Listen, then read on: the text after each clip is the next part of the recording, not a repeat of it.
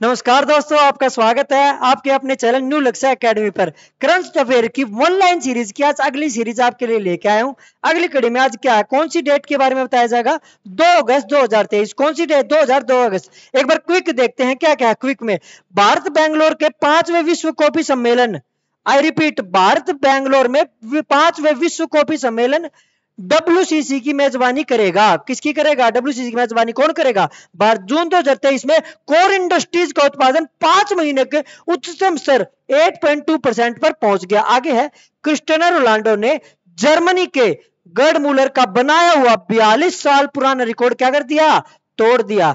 चेन्नई में बेंगलोर सांकेत रजिस्ट्री ने पूरे भारत में 7 उत्पादों को जीआई टैग, जन ज्योग्राफिकल आइडेंटिटी टैग जो है वो दिया गया चेन्नई में।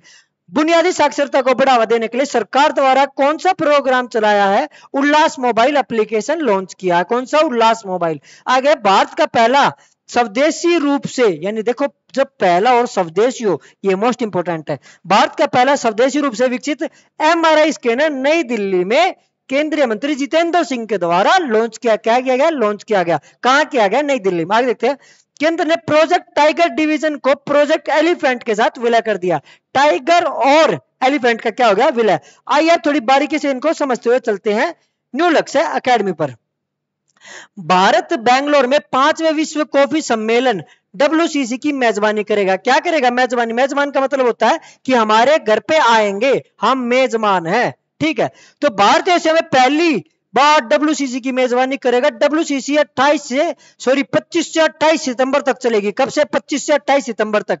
आगे देखते हैं, इसके ब्रांड एम्बेसडर कौन है? रोहित बोपन्ना। कौन है ब्रांड एम्बेसडर? रोहित बोपन्ना। रोहित बोपन्ना जी कौन सा गेम खेलते हैं? टेनिस के खिलाड़ी। कौन से गेम के? टेनिस के खिलाड़ी। आगे देखते हैं, इसका मेन थीम क्या है? चक्रीय अर्थव्यवस्था और प्रयोजित कृषि के माध्यम से स्थिरता। ये क्या है इसका मेन थीम? ये क्या है इसका थीम? क्या है इसका थीम? यह कार्यक्रम कॉफी बोर्ड, वाणिज्य एवं उद्योग मंत्रालय और ICO द्वारा संयुक्त रूप से आयोजित किया जाता है। ये संस्थाएं मिलकर इसमें काम करती हैं। 80 से अधिक देशों के निर्माता, निर्यातक और नीति निर्माता, शोधकर्ता इस बैठक में शामिल लेंगे।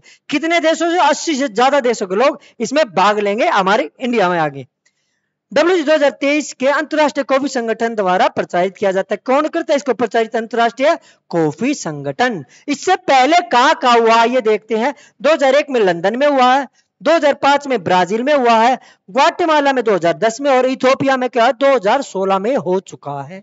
आगे देखते हैं, अंतरराष्ट्रीय कॉफी संगठन संयुक्त राष्ट्र के तत्वाधान में 1963 में स्थापित एक निकाय है। इसका मुख्यालय लंदन यूके में है।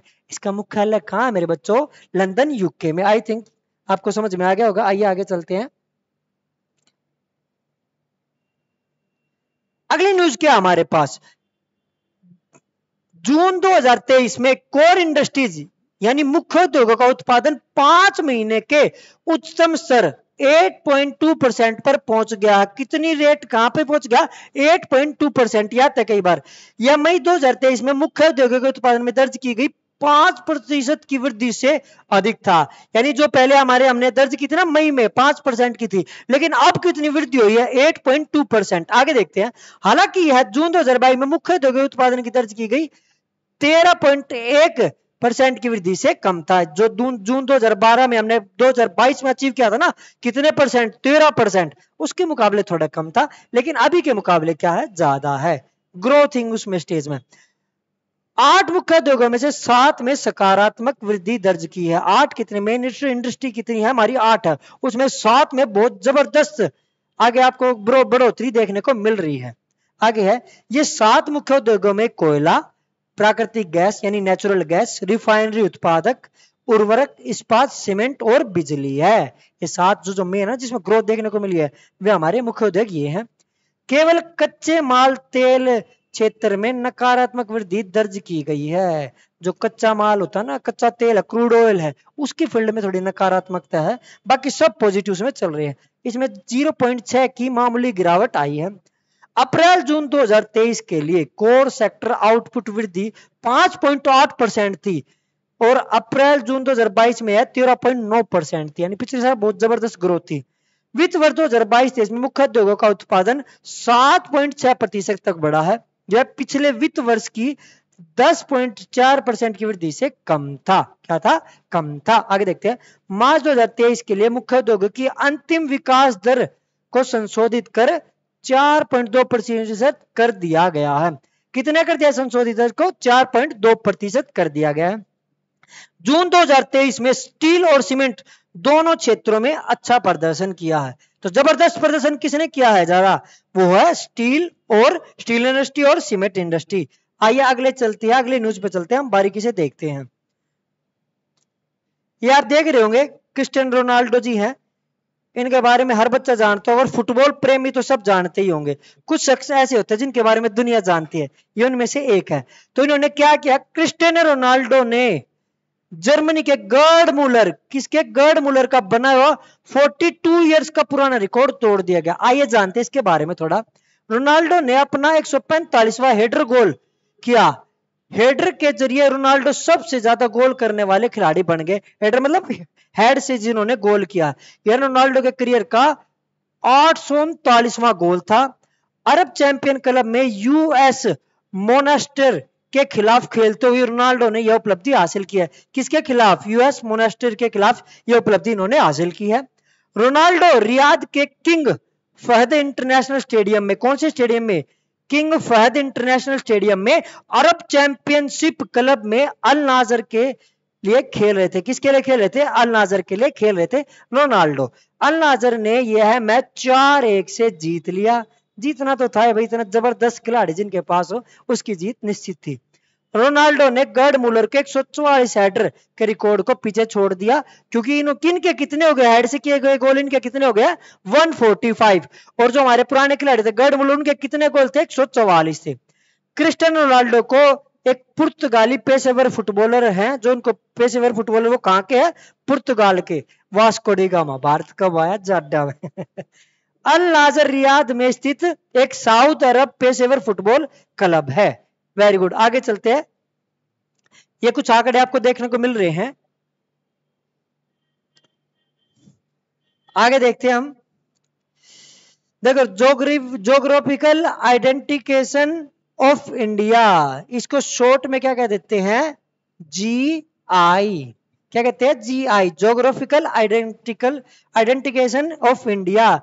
यानी किसी क्षेत्र की कोई विशेषता, उसको वहां का टैग दे दिया। जैसे कलकत्ता में कलकत्ता के रसगुल्ला, ठीक है। तो चेन्नई में भौगोलिक संकेत रजिस्ट्री ने पूरे भारत के 7 उत्पादों को जीआई टैग दिया। कितने उत्पादों को? 7 उत्पादों क्या दिया? GI tag. आगे देखते हैं। इन मामलों में राजस्थान के 4 अलग अलग शिल्प शामिल हैं। सभी 7 उत्पादों के नाम अगली तालिका में दिए गए हैं।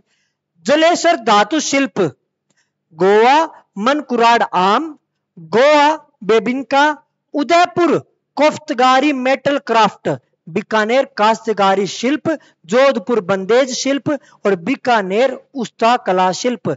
अलग अलग एरिया के नाम उनके साथ दिए गए। टोटल मिला के 7 ऐसे क्षेत्र हैं जिनमें 7 विशेषताओं क्या दे दिया गया? जीआई टैग दे दिया गया। मनकुराड आम को माल कोराडा कार्डोजो, मनकुराड कोरोडा और गोवा मनकूर के नाम से भी जाना जाता है। इतने जबरदस्त नाम एक सांस में बोल दो तो नदी गंगा पार है। पुर्तगालियों ने इस फल का नाम माल कोराडा रखा था। क्या रखा था? पुर्तगालियों ने माल कोराडा रखा था। माल कोराडा का अर्थ होता है खराब रंग। क्या अर्थ होता है माल कोराडा का? खराब अंग। माल कोराडा का अर्थ क्या होता है? खराब रंग। समय के साथ यह कोंकणी के मानकुराद आमो बन गया। कौन सा? मानकुराद। यानी जो उन्होंने नाम रखा था ना माल कोराडा, उसका नाम क्या हो गया बाद में? मानकुराद आम हो गया।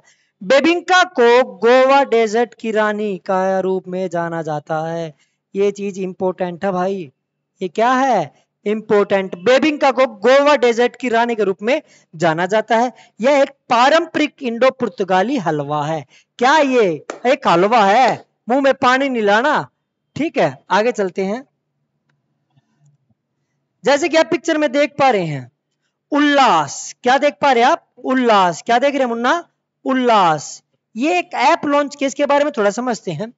बुनियादी साक्षरता को बढ़ावा देने के लिए, यानी एजुकेशन की फील्ड के लिए एक ऐप आई है।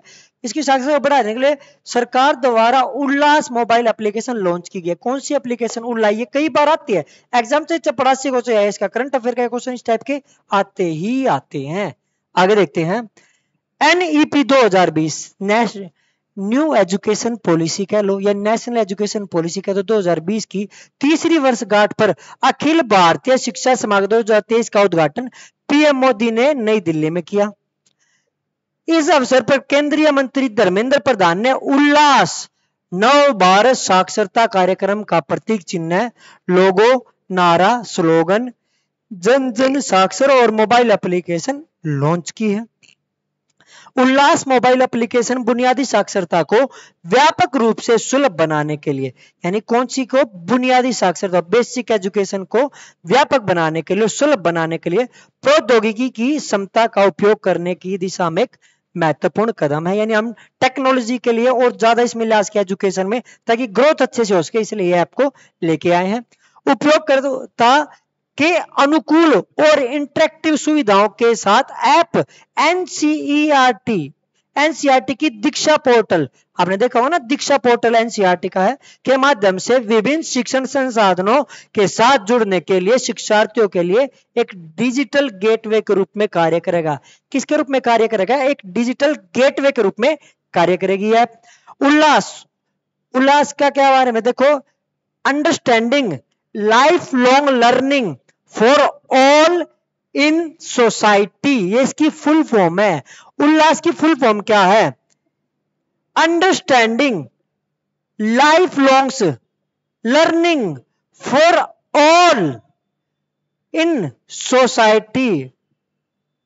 उल्लास समझ में है ना? Understanding life long learning for all in society, ये क्या बन गया? उल्लास। क्या बन गया? उल्लास की फुल फॉर्म आ सकती है। मेरे प्यारे बच्चों, आप ध्यान से समझो इसको, ठीक है? तो आप ये सारी चीजें समझ गए। आइए आगे चलते हैं।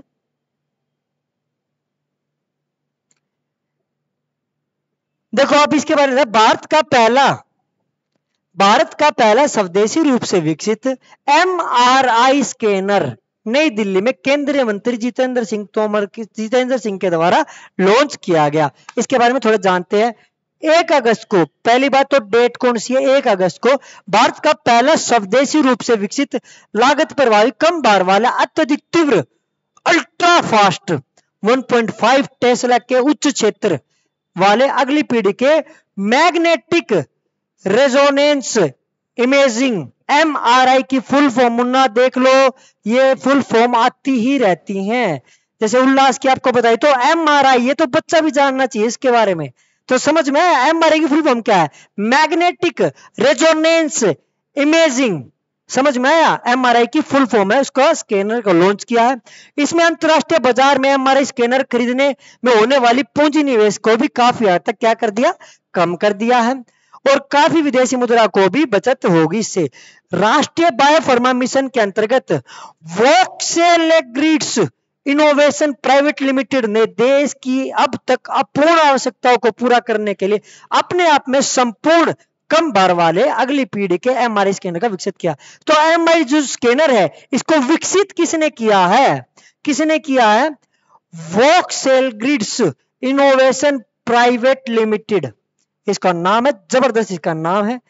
विश्व स्तरीय MRI विकसित करने के लिए व्यय किए गए 17 करोड़ रुपए में से 12 करोड़ रुपए जैव प्रौद्योगिकी उद्योग अनुसंधान सहायता परिषद के माध्यम से जैव प्रौद्योगिकी द्वारा प्रदान किए गए थे। विश्व की 70% जनसंख्या की मैग्नेटिक रेजोनेंस इमेजिंग की नैदानिक पद्धति तक पहुंच नहीं है। ये बहुत प्रभावी इन्होंने MRI स्कैनर बनाया है। चलो आगे देखते हैं। जैसे कि आप आगे देख पा रहे हैं हमारे टाइगर जी को, टाइगर जी जबरदस्त टाइगर। केंद्र ने प्रोजेक्ट टाइगर डिवीजन को प्रोजेक्ट एलिफेंट के साथ विलय कर दिया, यानी मिला दिया गया। अलग अलग काम नहीं करेंगे, मिलकर पर काम करना है, एक जबरदस्त टीम बनानी है, उसके लिए लेके आए हैं। विलय के बाद पर्यावरण, वन और जलवायु परिवर्तन मंत्रालय के तहत एक नया प्रभाग बनाया गया है, नया डिपार्टमेंट इसके लिए बना दिया गया है। नए डिवीजन का नाम है project tiger and elephant division. नाम क्या है मेरे बच्चों, ये मोस्ट इंपोर्टेंट है, एक एक शब्द कीमती है। Project tiger and elephant division. अपनी स्थापना के बाद से प्रोजेक्ट एलिफेंट प्रभाग पर्यावरण, वन और जलवायु परिवर्तन मंत्रालय के वन्यजीव प्रभाग के पास था। प्रोजेक्ट एलिफेंट के कर्मचारी और प्रभाग प्रमुख अब अतिरिक्त वन महानिदेशक प्रोजेक्ट टाइगर को रिपोर्ट करेंगे। किसको रिपोर्ट करेंगे? प्रोजेक्ट टाइगर के महानिदेशक को रिपोर्ट करेंगे। एडीजीएफ पीटी को अब एडीजीएफ पीटी&ई के रूप में नामित किया गया है। यानी प्रोजेक्ट, इसका पीटीई का मतलब पीटीआई सर नहीं है, इसका मतलब है project tiger and elephant. Project tiger and elephant. महानिरीक्षक वन और परियोजना निदेशक प्रोजेक्ट एलिफेंट पीटी&ई प्रभाग के प्रभागीय प्रमुख होंगे। तो इसका प्रमुख कौन होगा? जो ये विभाग बना है इसका प्रमुख कौन होगा? महानिरीक्षक वन और परियोजना निदेशक इसके निरीक्षक वो होंगे, मुखिया होंगे।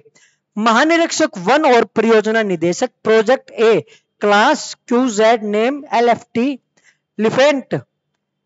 एडीजीएफ प्रोजेक्ट टाइगर एंड एलिफेंट को रिपोर्ट करेंगे। आगे है एडीजीएफ पीटी&ई राष्ट्रीय बाघ संरक्षण प्राधिकरण NTCA के सदस्य सचिव भी हैं। किसके सदस्य सचिव है? NTCA के सदस्य सचिव भी हैं। आगे है वन्यजीव कार्यकर्ताओं के मुताबिक पीएम मोदी को पर्यावरण मंत्रालय के ऐसे फैसलों पर गौर करना चाहिए। पीएम मोदी राष्ट्रीय वन्यजीव बोर्ड के अध्यक्ष भी हैं। ये लास्ट में एक बार फिर मोस्ट इंपोर्टेंट बात आपके लिए आ गई है। पीएम मोदी जी की किस चीज के हेड हैं? पीएम मोदी जी राष्ट्रीय वन्यजीव बोर्ड के भी अध्यक्ष हैं। किसके अध्यक्ष है? राष्ट्रीय वन्यजीव बोर्ड के भी क्या है? अध्यक्ष हैं। तो मेरे प्यारे प्यारे बच्चों, जैसे कि आज आपने देखा वन लाइनर वाली सीरीज में एक अगली कड़ी, सुनहरी कड़ी आपके लिए आई थी। तो इसी तरह आप मेरे साथ जुड़े रहो और आगे बढ़ते रहेंगे। कोई भी डाउट हो तो हमारा नंबर डिस्क्रिप्शन में मिलेगा, हमसे संपर्क कर ले और न्यू लक्ष्य एकेडमी से जुड़े रहे और ऐसे ही करते रहे। जो करना है अभी करना है, इसके बाद तो कुछ और करना है। जय हिंद, जय भारत।